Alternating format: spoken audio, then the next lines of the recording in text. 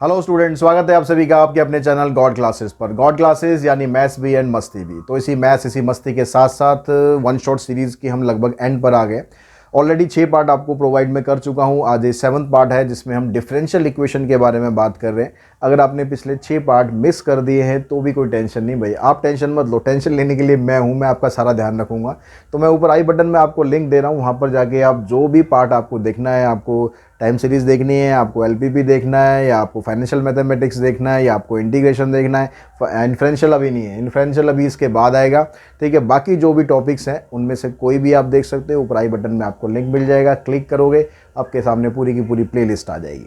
और साथ ही एक चीज़ और कहना चाहूँगा कि चैनल को जितना ज़्यादा शेयर कर सकते हो उतना शेयर कीजिए। अगर आपको कंटेंट पसंद आ रहा है, नहीं पसंद आ रहा है, तो भाई मुझे बता दीजिए कि हाँ ये चीज़ आपको पसंद नहीं आई है, तो उसको सुधारने की हम कोशिश करेंगे। आप लोगों का साथ इसी तरह बना रहे, प्यार इसी तरह बना रहे, बस यही हमारी कोशिश है। तो आज की जो वीडियो है उसमें हम डिफरेंशियल इक्वेशन करने जा रहे हैं स्टार्ट। उससे पहले एक और इम्पोर्टेंट इन्फॉर्मेशन है, वो भी मैं आप सबके साथ शेयर कर देता हूँ। तो डिफरेंशियल इक्वेशन में देखिए क्वेश्चन आपके पास क्या आ सकता है, कैसा आ सकता है। कुल मिलाकर 2 टाइप की क्वेश्चन है इसमें। एक क्वेश्चन आपका 2 मार्क्स का, 1 मार्क्स का कोई है नहीं, इसलिए 2 मार्क्स का आना ही पड़ेगा। तो 2 मार्क्स का क्वेश्चन आपका क्या बन सकता है, जिसमें आपसे ऑर्डर और डिग्री के बारे में पूछा जा सकता है। एक डिफरेंशियल इक्वेशन दी जाएगी, उसका ऑर्डर क्या है, उसकी डिग्री क्या है, ये पूछा जाएगा। दूसरा क्वेश्चन आपका आ सकता है 4 मार्क्स में, केस स्टडी बेस्ड क्वेश्चन, जिसकी पॉसिबिलिटी बहुत बहुत बहुत ज़्यादा है। यानी अगर 4 नंबर का क्वेश्चन यहाँ से आपका बन जाता है, सिर्फ 2 एक्सरसाइज आपको अच्छे से करनी है, फर्स्ट एक्सरसाइज और लास्ट एक्सरसाइज, यानी ऑर्डर और डिग्री वाली एक्सरसाइज, और इसके अलावा आपको क्या करना है, ग्रोथ एंड डीके मॉडल। बस ये 2 एक्सरसाइज करोगे, आपके कम से कम 4 नंबर बड़े आराम से पक्के हो सकते हैं। तो सबसे पहले हम यहाँ पर स्टार्ट करते हैं। जो आपका छोटा सा क्वेश्चन है 2 नंबर में अगर आता है, तो मान लो 2 क्वेश्चन दे दिए उसने 2 नंबर के अंदर, तो आप में इस तरह की डिफरेंशियल इक्वेशन आपको दी जाती हैं। डिफरेंशियल इक्वेशन क्या होती है, सिंपल शब्दों में अगर बात करें तो ऐसी इक्वेशंस जिसके अंदर डेरिवेटिव इन्वॉल्व होते हैं। बहुत ज़्यादा डीप में जाना है, समझना है, तो जो बेसिक वीडियोज़ है उस पर चले जाइए, उसमें बहुत डिटेल में बता रखा है। लेकिन अभी के लिए बस इतना बता रहा हूँ, डिफरेंशियल इक्वेशन मतलब जिसके अंदर डेरिवेटिव्स इन्वॉल्व होते हैं उनको बोलते हैं डिफरेंशियल इक्वेशन। अब उसके अंदर आपसे ऑर्डर और डिग्री के बारे में पूछा जाता है। ऑर्डर आप बताएंगे और डिग्री बताएंगे। कैसे बताएंगे वो मैं अभी बता रहा हूँ कि कैसे बतानी है। ऑर्डर के लिए आपको ये देखना है इक्वेशन में कि डेरिवेटिव कितनी बार हो रहा है। सिंपल सी चीज़ है कि डेरिवेटिव इसमें 1 बार हो रहा है, 2 बार हो रहा है, 3 बार हो रहा है, 4 बार हो रहा है, कितनी बार डेरिवेटिव हो रहा है, बस ये बताना है। तो यहाँ पर अगर हम इस इक्वेशन की बात करें, देखो डेरिवेटिव कितनी बार हो रहा है, एक ही बार डेरिवेटिव हो रहा है ना, यहाँ तो y है खाली। तो जब डेरिवेटिव एक ही बार हो रहा है, इसका मतलब इसका ऑर्डर क्या बन गया, इसका ऑर्डर बन गया 1। तो यहाँ पर ऑर्डर में हम लिख देंगे 1। अब बात आती है डिग्री की। डिग्री क्या है इसकी, तो डिग्री के लिए आपको इसी की होल पावर देखनी है। जहां से आपने ऑर्डर डिसाइड किया है, जिस टर्म से आपने ऑर्डर डिसाइड किया है, उसकी आपको होल पावर देख लो क्या है। तो यहां पर देखो dy/dx, इसकी होल पावर कुछ नहीं है। कुछ नहीं है तो मतलब 1 तो मानेंगे ना, ऐसा तो नहीं है कि 0 कर देंगे। तो इसका मतलब होल पावर 1 है, तो इसकी डिग्री हो गई 1। सिंपल है बिल्कुल, ठीक है। अगर हम यहाँ पर देखें, यहाँ पर ds/dt की पावर 4 है। ds/dt का मतलब डेरिवेटिव तो एक ही बार हो रहा है, पावर 4 है उसकी, ठीक है। और यहाँ पर डेरिवेटिव हो रहा है d2s dt²। तो डेरिवेटिव यहाँ ज़्यादा हो रहा है, पावर बेशक इसकी ज़्यादा है, लेकिन पावर इसकी ज़्यादा है, लेकिन पोस्ट इसकी ज़्यादा है, ठीक है। पोस्ट इसकी ज़्यादा है, तो हम क्या करेंगे, डेरिवेटिव ऑर्डर में लेंगे 2, क्योंकि डेरिवेटिव 2 बार यहाँ हो रहा है। अब जो पावर आपको देखनी है, डिग्री आपको देखनी है, तो इसी की देखनी है, उसको नहीं देखना, उसकी तरफ नज़र मत मारो। आपको इसी को देखना है जहाँ से आपने ऑर्डर डिसाइड किया। ऑर्डर आपने यहाँ से डिसाइड किया, इसका ऑर्डर 2 आ गया, इसकी होल पावर कुछ नहीं है, तो इसका मतलब 1 है। 1 का मतलब डिग्री होगी इसकी 1, ठीक है। अब आते हैं यहाँ पर कह रहा है 1 + dy/dx का होल क्यूब, और इधर d2/dx² है। तो डेरिवेटिव देखो यहाँ पर 1 बार हो रहा है, यहाँ पर 2 बार हो रहा है। तो आप कहोगे सर ये हमें खोल भी तो सकते हैं, हम इसको एक्सपेंड भी तो कर सकते हैं, a + b का होल क्यूब। लेकिन एक्सपेंड कर देंगे तो भाई डेरिवेटिव तो फिर भी चेंज नहीं होना ना, बस ज़्यादा से ज़्यादा क्या होगा, dy/dx की पावर 3 आ जाएगी, लेकिन डेरिवेटिव तो एक ही बार रहेगा उसमें। तो इसलिए इसको एक्सपेंड करके क्यों टाइम वेस्ट करना हमें, जब ऑर्डर हमें यहाँ से मिलेगा तो पावर भी हमें इसी की देखनी है। इसकी पावर क्या आ रही है, कितनी आ रही है, क्या फ़र्क पैदा है, ठीक है। तो यहाँ पर आपको डेरिवेटिव यहाँ देखेंगे, डेरिवेटिव 2 बार हो रहा है और इसकी होल पावर 2 है, तो डिग्री भी इसकी 2 आ जाएगी, ठीक। यहाँ पर देखो, यहाँ पर आपको डेरिवेटिव दिया ही नहीं है भाई, अब डेरिवेटिव नहीं दिया, लेकिन देखो dx इधर है, dy इधर है, तो dy/dx आप बना सकते हो। तो आप कैसे बनाओगे, इसको उधर ले जाओ, dx को उधर ले जाओ, तो ये क्या बन जाएगा, x log y/x dy equals to minus Y dx। अब यहाँ से dy/dx हम बना सकते हैं, इसको उधर ले जाते हैं, इसको उधर ले आएंगे, तो dy/dx की वैल्यू हमारी बन गई माइनस वाई अपॉन में x log y/x। तो यहाँ पर डेरिवेटिव एक ही बार हो रहा है, डेरिवेटिव एक बार हो रहा है, तो ऑर्डर भी इसका 1, और यहाँ होल पावर भी नहीं है, तो डिग्री भी इसकी 1। अब हम इस पे आते हैं, 5th और 6th थोड़ा ध्यान से समझना। 5th और 6th में क्या हो रहा है, यहाँ पर देखो ऑर्डर 3 बार हो रहा है, यहाँ डेरिवेटिव, यहाँ पर e की पावर डेरिवेटिव में एक ही बार डेरिवेटिव हो रहा है, तो डेरिवेटिव यहाँ पर ज़्यादा आपको दिया हुआ है, तो ऑर्डर तो यहाँ पर 3 है, लेकिन डिग्री इसकी नॉट डिफाइंड है। वो आप कहोगे सर क्यों नॉट डिफाइंड, क्यों, ये क्या कर दिया, तो ये हमने ये कर दिया, जो e की पावर dy/dx है, मतलब यहाँ पर डिफरेंशियल इक्वेशन स्टैंडर्ड फॉर्मेट में आपको नहीं दी है, e की पावर हो या लॉग का एंगल हो, आर्ग्यूमेंट, ठीक है, लॉग का आर्ग्यूमेंट हो या e की पावर हो, ये कभी भी डेरिवेटिव में नहीं होने चाहिए। क्या नहीं होने चाहिए, e की पावर और लॉग का आर्ग्यूमेंट, ये दोनों डेरिवेटिव में नहीं होने चाहिए। अगर ये दोनों डेरिवेटिव में है तो डिग्री आप इसकी नहीं निकाल सकते। जैसा यहाँ पर भी है, लॉग का जो एंगल है वो डेरिवेटिव में है, लॉग का जो आर्ग्यूमेंट है, तो ये नॉट डिफाइंड आएगा। ऑर्डर इनका हो सकता है, डिग्री नहीं निकलेगी। ऑर्डर इसका 2 है तो इसका ऑर्डर 2 आ जाएगा, इसका ऑर्डर 3 है, 3 आ जाएगा, लेकिन डिग्री इसकी नहीं आएगी। देखिए यहाँ पर भी लॉग था, लेकिन यहाँ डेरिवेटिव नहीं था, लॉग y/x है। बाकी जैसे मर्जी हो, log y/x हो, log x/y हो, log x हो, log y हो, कोई सब चलेगा, डेरिवेटिव नहीं चलेगा, ठीक है। यहाँ पर डेरिवेटिव नहीं होना चाहिए, बस अगर डेरिवेटिव हो गया तो डिग्री आपकी आएगी नॉट डिफाइंड। क्लियर हो गया यहाँ तक सबको। तो जो नेक्स्ट क्वेश्चन है बच्चों, उसमें अब हम करने वाले हैं जो केस स्टडी बेस्ड क्वेश्चन इसके आएंगे, उस तरह के क्वेश्चन हम करते हैं यहाँ पर। तो सबसे पहला जो क्वेश्चन आपकी स्क्रीन पर आपको दिखाई दे रहा होगा, कहता है in a certain culture of bacteria the rate of increase is proportional to the number present. एक तरह के कल्चर के अंदर बैक्टीरिया इस तरह से ग्रो करता है कि जितना उसके अंदर इस समय बैक्टीरिया प्रेजेंट है उसी के प्रोपोर्शनली वो ग्रो करता है। It is found that there are 10,000 bacteria at the end of 3 hours. 3 घंटे के बाद पाया गया कि 10,000 बैक्टीरिया हैं। And 40,000 bacteria at the end of 5 hours. एकदम बढ़ गए भाई, 5 घंटे के अंदर बैक्टीरिया हो गए 40,000। How many bacteria were present in the beginning. तो स्टार्टिंग में बैक्टीरिया थे कितने भाई, स्टार्टिंग आपको यहाँ पर बतानी है। तो इस तरह के क्वेश्चन में जहाँ पर पॉपुलेशन ग्रोथ होती है वहाँ पर आप क्या करो कि जो आपको निकालना है, हमें निकालना है कि इनिशियल कितने वो थे बैक्टीरिया थे, तो हम लेके चलते हैं कि किसी एक पर्टिकुलर टाइम पर इतने बैक्टीरिया प्रेजेंट हैं। तो मान लेते हैं let P be the number of bacteria present at any time T। ठीक है, किसी एक पर्टिकुलर टाइम पर P number of bacteria present है।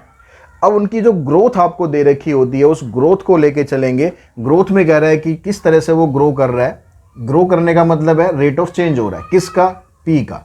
तो dP/dt is directly proportional to the number of bacteria present at that time.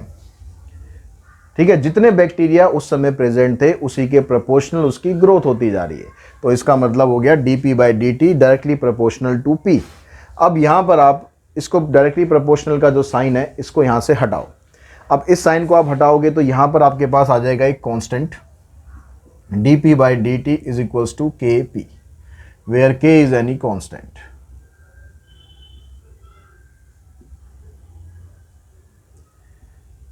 अब उसके बाद क्या करना है, जो P वाली टर्म्स है उसको dP के साथ लेकर आओ, यानी dP/P, और T को इधर ले जाओ और इस स्टेप पर आने के बाद कर दो इनको इंटीग्रेट। ठीक है, दोनों साइड हम इंटीग्रेट करेंगे। dP/P, K कांस्टेंट है, ऐसे आ गया। इसका इंटीग्रेशन करेंगे आ जाएगा log P, इसका करेंगे आ जाएगा KT प्लस में C। ये आपके पास पहली इक्वेशन बनेगी। हर क्वेश्चन के अंदर ऑलमोस्ट ये इक्वेशन आपको बनानी ही बनानी है। उसके बाद आप क्वेश्चन की कंडीशन पर चलेंगे। सबसे पहले हम देखेंगे स्टार्टिंग की बात, कि स्टार्टिंग में कितने बैक्टीरिया प्रेजेंट थे। नहीं पता, वो तो निकालने हैं भाई, वो तो निकालने हैं।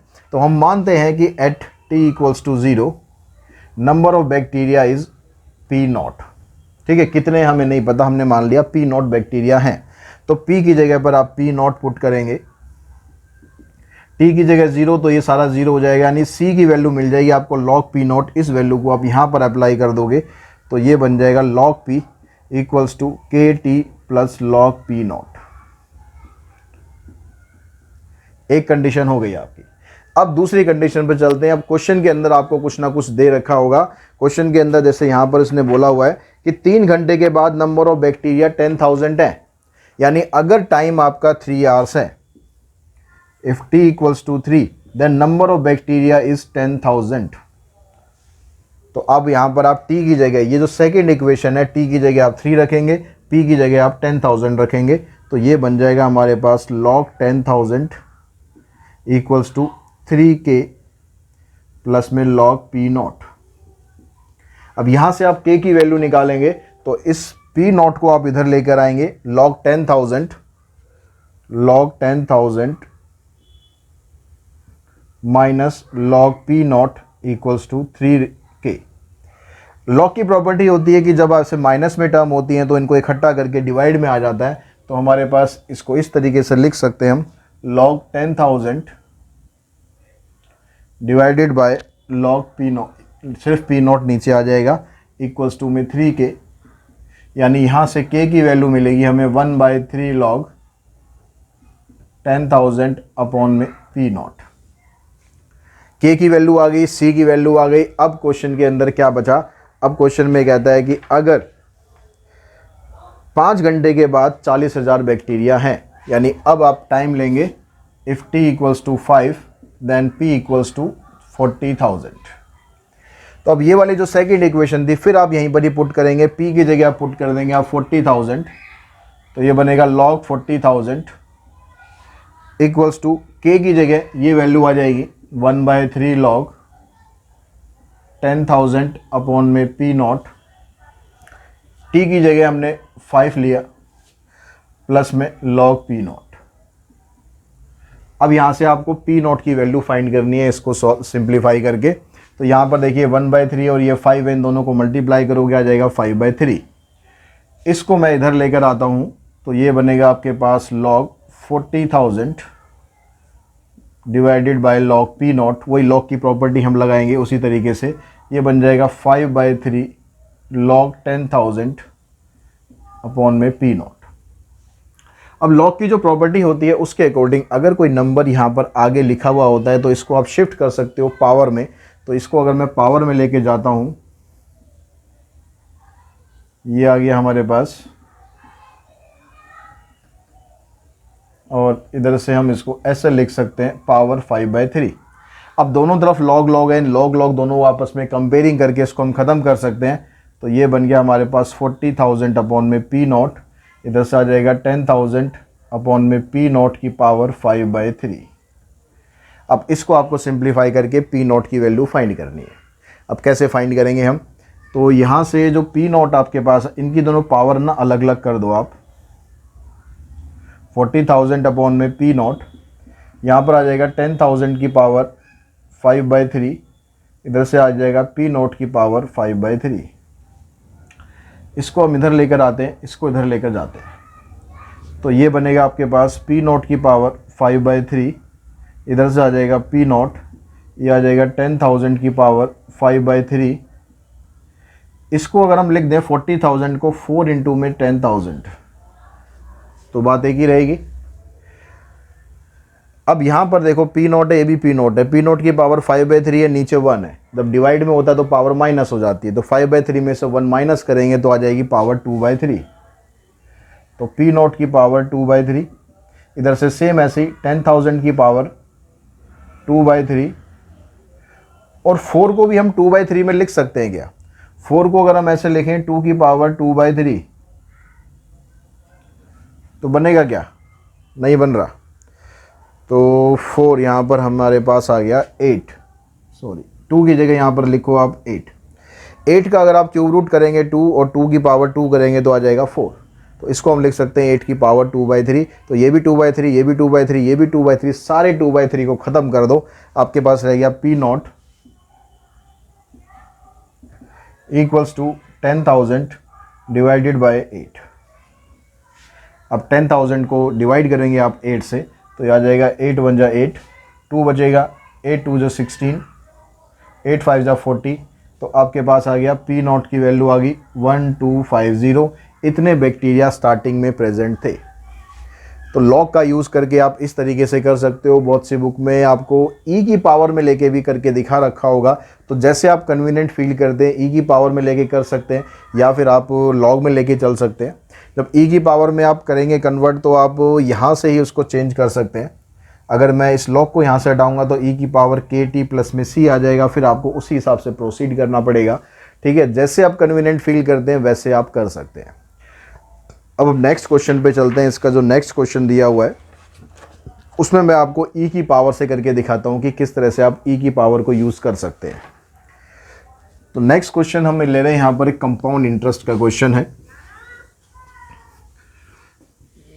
तो इस क्वेश्चन में जो स्टेटमेंट है उस स्टेटमेंट में कहता है कि mister Rajni deposit ₹10,000 in A bank that page 4% interest compounded continuously.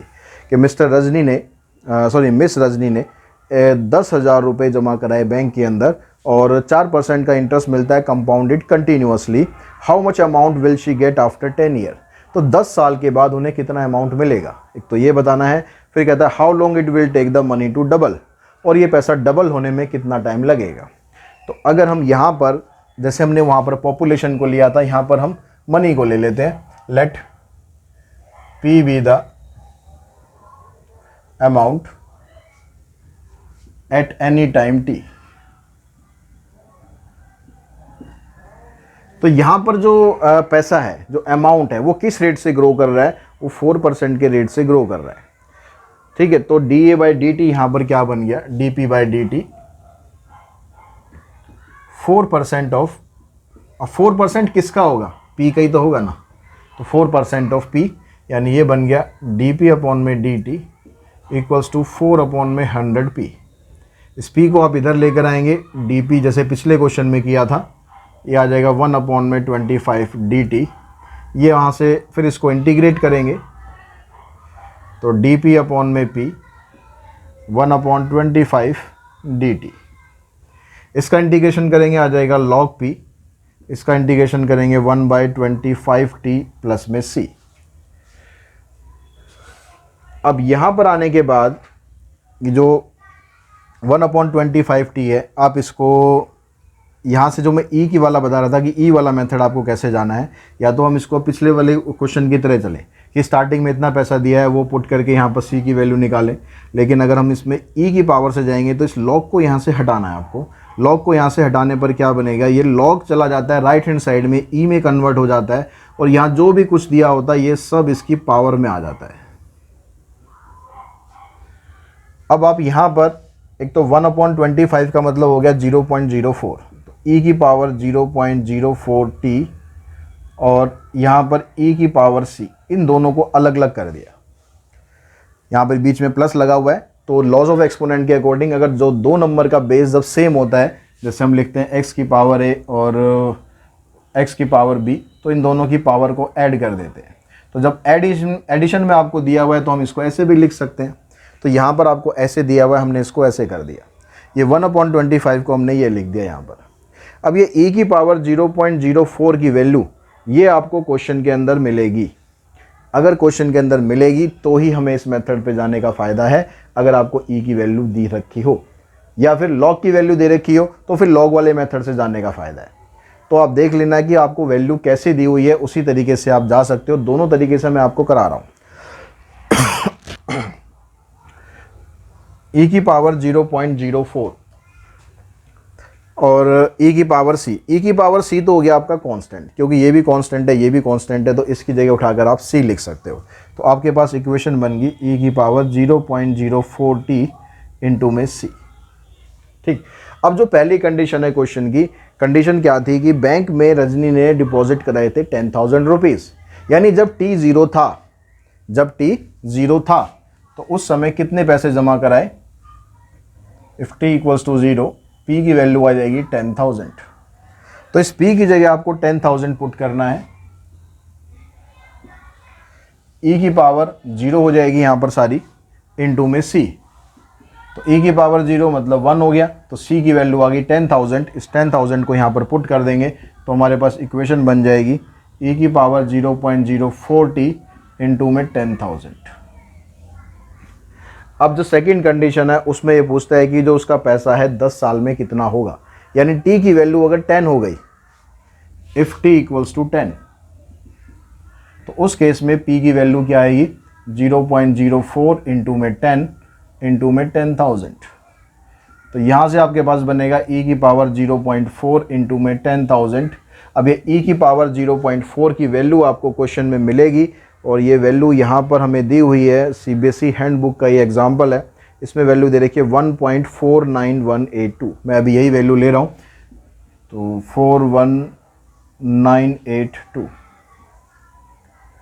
इसको 10,000 से मल्टीप्लाई करेंगे तो ये अमाउंट आपके पास बन जाएगा 14198.2।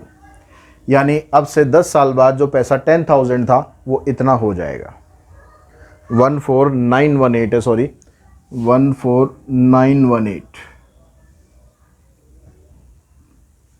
अगर आप ये लॉग वाले मेथड से जाएंगे तो आपको log 2 की जो log यहाँ पर आएगा ना उसकी वैल्यू आपको मिल जाएगी, उसकी टेंशन मत लो, ठीक है। अब सेकंड पार्ट में इसके क्या था, सेकंड पार्ट में कह रहा था कि भाई how long it will take the money to double, ये पैसा डबल होने में कितना टाइम लगेगा। तो डबल होने में कितना टाइम लगेगा तो आप आएंगे कहाँ पर, हमारे पास ये इक्वेशन थी, ठीक है। इस इक्वेशन पे आएंगे p equals to E raise to power 0.040 into में 10,000।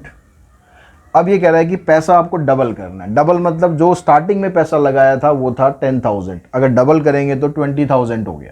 तो अगर p की वैल्यू 20,000 है तो टाइम आपको कितना लगेगा, तो p की जगह 20,000 पुट करेंगे, e की पावर 0.40 इंटू में 10,000, 10,000 से उसको डिवाइड करेंगे आ जाएगा 2। तो ये आ गया 2 इक्वल्स टू 0.040। अब यहाँ से इस e को कैसे हटाएंगे, दोनों तरफ log ले लो, दोनों तरफ log लेंगे तो ये बन जाएगा log 2 और log e जो होता है 1 के बराबर हो जाता है, तो ये रह जाएगा 0.040। या आप ये कह सकते हो जैसे हमने यहाँ से log हटाया था e में लेके गए थे, यहाँ से e हटाएंगे तो इधर log बन जाएगा। दोनों बातें सेम ही है। log 2 की वैल्यू आपको मिल जाएगी, log 2 की वैल्यू है 0.6931, इसकी वैल्यू है 0.6931 इज इक्वल्स टू 0.040। तो t की वैल्यू आएगी 0.6931 डिवाइडेड बाय 0.04। तो इन दोनों को जब आप डिवाइड करेंगे तो आपके पास वैल्यू आ रही है 17.32। तो t आ गया 17.32 ईयर्स। तो ये जो वैल्यू आएगी आपकी अप्रोक्स वैल्यू आएगी, एग्जैक्ट वैल्यू नहीं आएगी, यानी इतने टाइम के अंदर पैसा आपका डबल हो जाएगा। तो बच्चों नेक्स्ट जो क्वेश्चन ले रहे हैं उसमें न्यूटन्स लॉ ऑफ कूलिंग लगने वाला है। अब न्यूटन्स लॉ ऑफ कूलिंग, आप कहोगे सर कॉमर्स के स्टूडेंट है, हमें क्यों न्यूटन के चक्कर में डाल रहे हो। तो कोई बात नहीं, एक क्वेश्चन मैं आपको यहाँ पर करा रहा हूँ, समझ लो यहाँ पर कि क्या उसके अंदर आपको यूज़ करना है, ठीक है। एक ही पैटर्न है, एक ही तरीके से क्वेश्चन आएगा अगर आया भी तो न्यूटन्स लॉ ऑफ कूलिंग ये कहता है कि मान लो आपके पास कोई एक गर्मा गर्म चाय है। अब उस चाय को अगर आप एक रूम टेम्परेचर पे रखते हैं, ठीक है, आपके रूम का टेम्परेचर जो भी है, तो आपने नोटिस करा होगा कि सर्दियों के अंदर तो चाय आपकी जल्दी ठंडी हो जाती है, जबकि आपको गर्मा गर्म चाय की नीड होती है, और गर्मियों के अंदर जल्दी से वो जल्दी से ठंडी नहीं होती है। तो जितना रूम टेम्परेचर होता है उसके हिसाब से उसकी जो हीट है वो निकलती है। तो अब यहाँ क्वेश्चन की हम बात करते हैं। क्वेश्चन में ये कहता है a cake is taken out from an oven when the temperature has reached 185 degree Fahrenheit and is placed on a table in a room whose temperature is 75 degree Fahrenheit. जो रूम टेम्परेचर है यहाँ पर matter करता है, room temperature है 75 degree Fahrenheit. आपने cake निकाला oven से, उस केक का टेम्परेचर उस समय 185 डिग्री फ़ारेनहाइट था, आपने उसको रूम के अंदर रख दिया, उस रूम का टेम्परेचर है 75 degree Fahrenheit. If the temperature of the cake reaches 150 degree Fahrenheit after half an hour, आधे घंटे के बाद केक का टेम्परेचर हो गया 150 डिग्री फ़ारेनहाइट, तो what will be its temperature after 45 minute. तो 45 मिनट के बाद उसका टेम्परेचर कितना होगा। तो हम स्टार्टिंग में वैसे ही मानते हैं, जैसे हम P मान के चल रहे थे, यहाँ भी P मान लो या T मानना है T मान लो, जैसे मर्जी मान लो। Let T be the temperature capital T be the temperature of cake at any time T। ठीक, और रूम टेम्परेचर आपको दिया हुआ है at room temperature 75 degree Fahrenheit. यहाँ पर सारा टेम्परेचर फ़ारेनहाइट में, तो फ़ारेनहाइट में लेके चलना है। तो हमें यहाँ पर क्या करना है, dt बाय टेम्परेचर में चेंज हो रहा है, ठीक है, dt by dt is directly proportional to, अब किसके प्रोपोर्शनल चेंज हो रहा है, जो आपका टेम्परेचर है उसी के प्रोपोर्शनल चेंज होगा, लेकिन उसमें से जो रूम टेम्परेचर है वो आपको माइनस कर देना है। बस यहाँ पर ये चीज़ ध्यान रखनी है, तो रूम टेम्परेचर को आप माइनस कर देंगे। जो भी रूम टेम्परेचर दे रखा होगा वहाँ पर 30 है 30 माइनस कर दो, 50 है 50 माइनस कर दो, बस और कोई उसका काम नहीं है न्यूटन्स लॉ ऑफ कूलिंग के क्वेश्चंस के अंदर, बस ये चीज़ ध्यान रखनी है। बाकी उसी तरीके से प्रोसीड करना है जैसे हम करते आ रहे हैं। अब यहाँ से डायरेक्टली प्रोपोर्शनल हम हटाएंगे तो क्योंकि टेम्परेचर डिक्रीज़ हो रहा है, टेम्परेचर डिक्रीज़ हो रहा है, तो इसको जब आप हटाओगे तो माइनस का साइन लगा के हटा देना, माइनस के। अगर आप माइनस का साइन यहाँ पर लगाना भूल भी जाते हो तो भी टेंशन मत लो, आगे जाके वैल्यू अपने आप माइनस में आ जाएगी, ठीक है। चाहे आप प्लस लगा दो चाहे माइनस लगा दो, दोनों से आपका आंसर आ जाएगा। अब ये आपके पास सिचुएशन आ गई। अब इसमें से T-75 को इधर लाओ और dt को इधर ले जाओ, फिर से वही काम, सारे स्टेप वही रिपीट करने, आपको कुछ भी नहीं करना। इंटीग्रेशन कर दिया, इसका इंटीग्रेशन लॉग में आता था, यहाँ भी लॉग में आएगा, लेकिन पूरा का पूरा लिखना है आपको लॉग T-75, ठीक है। अब यहाँ से अगर आप इस लॉग को हटा देते हो तो लॉग को हटाओगे तो T-75 रहेगा इधर, और ये हो गया e की पावर माइनस KT प्लस में C।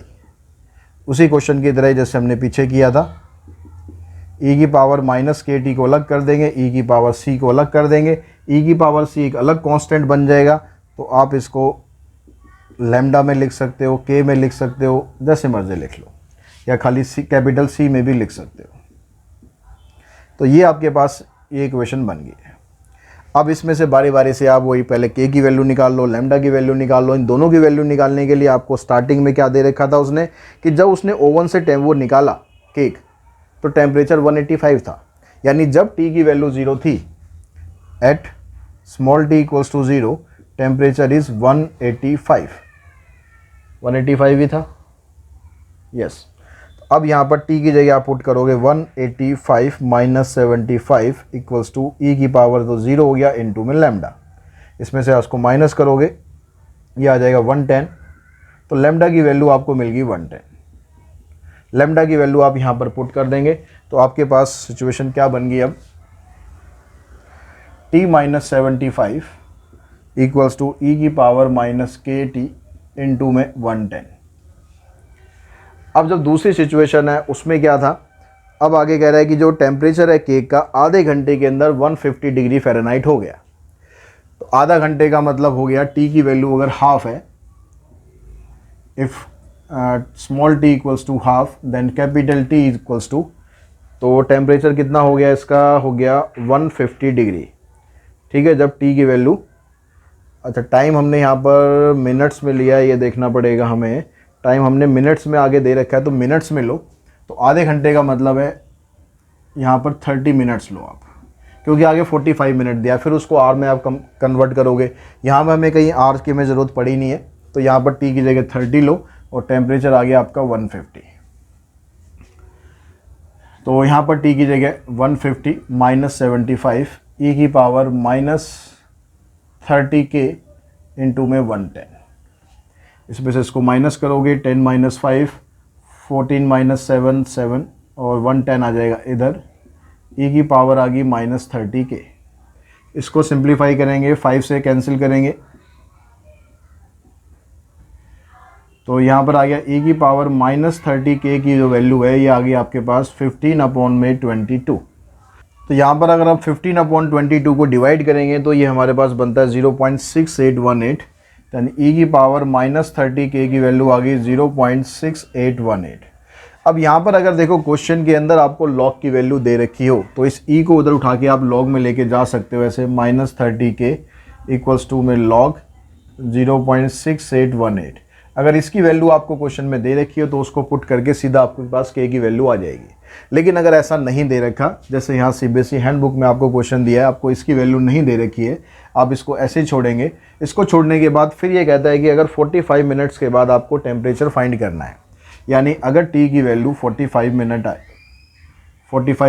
तो कैपिटल टी कितना होगा। तो यहाँ पर आप वैल्यू पुट करेंगे t - 75 इक्वल्स टू e की पावर -45k इंटू में 110। अब यहाँ e की पावर जो -45k है, यहाँ पर हमारे पास जो वैल्यू है e की पावर -30k है। तो इसको आपको कैसे बैलेंस करना पड़ेगा, इसको आपको लिखना पड़ेगा e की पावर -30k इसकी होल पावर 1.5। तो 1.5 को इससे मल्टीप्लाई करोगे तो आपके पास ये 45 ही बन रहा है। अब इसकी वैल्यू आपको यहाँ पर दे रखी है 0.6818, इसकी पावर होगी 1.5 इंटू में 110। तो दोनों तरीके से मैं आपको बता रहा हूँ। अगर आपको लॉग की वैल्यू दे रखी है तो ऐसे आप स्टार्ट करेंगे और यहाँ से लॉग की वैल्यू पुट करके के की वैल्यू निकाल के यहाँ पर डाल देंगे, ठीक है। उसके बाद फिर टी की जगह 45 लेंगे तो आपका आंसर निकल जाएगा।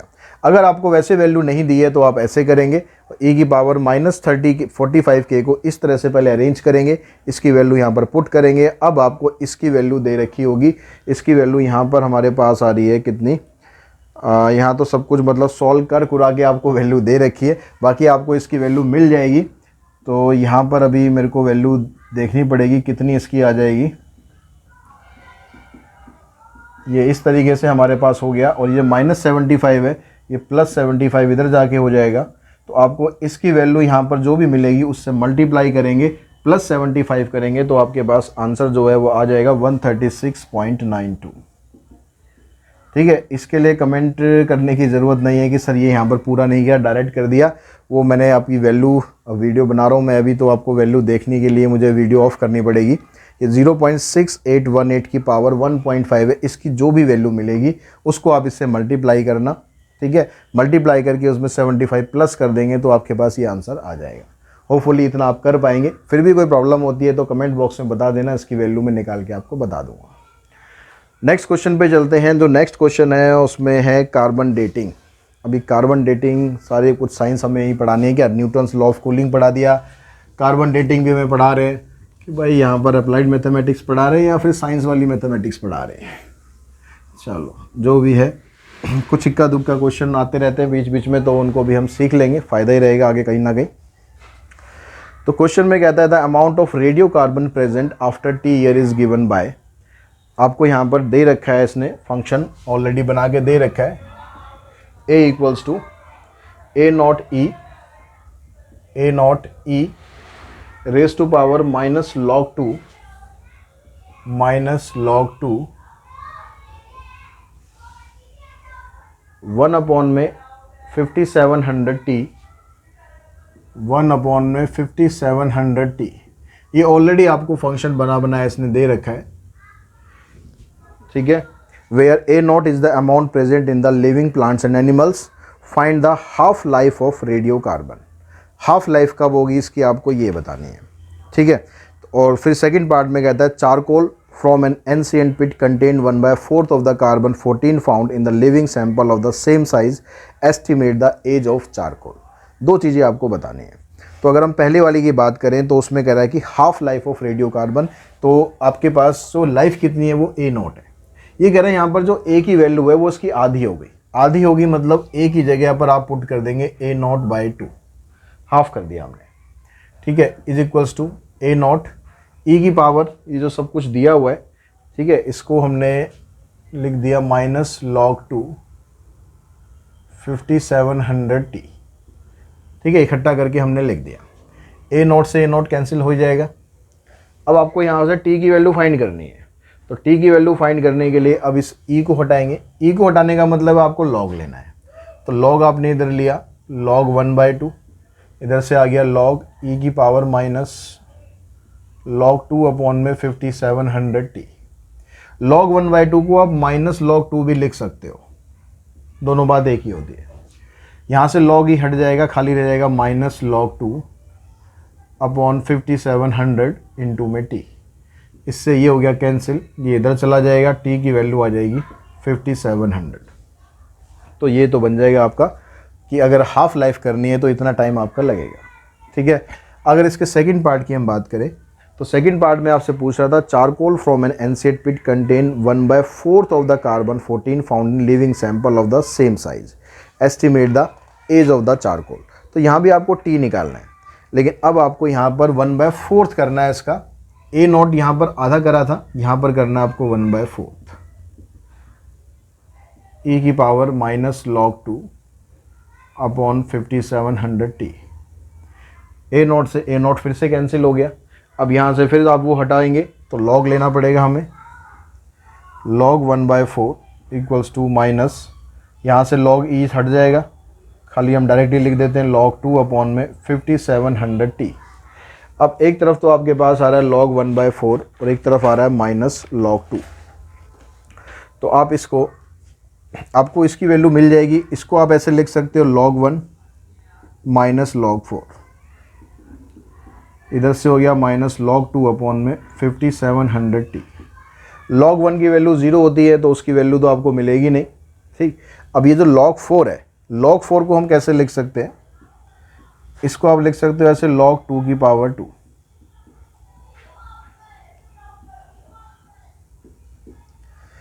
अब जो log की प्रॉपर्टी होती है उसके अकॉर्डिंग ये जो पावर है ना, ये आगे शिफ्ट हो जाएगी, ये बन जाएगा ऐसे -2 log 2 equals to -log2 5700 into में टी।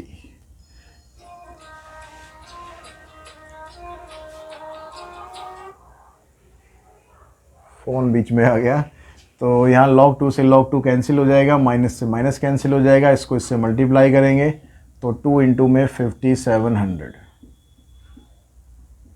तो ये आ जाएगा 11,400 ईयर्स।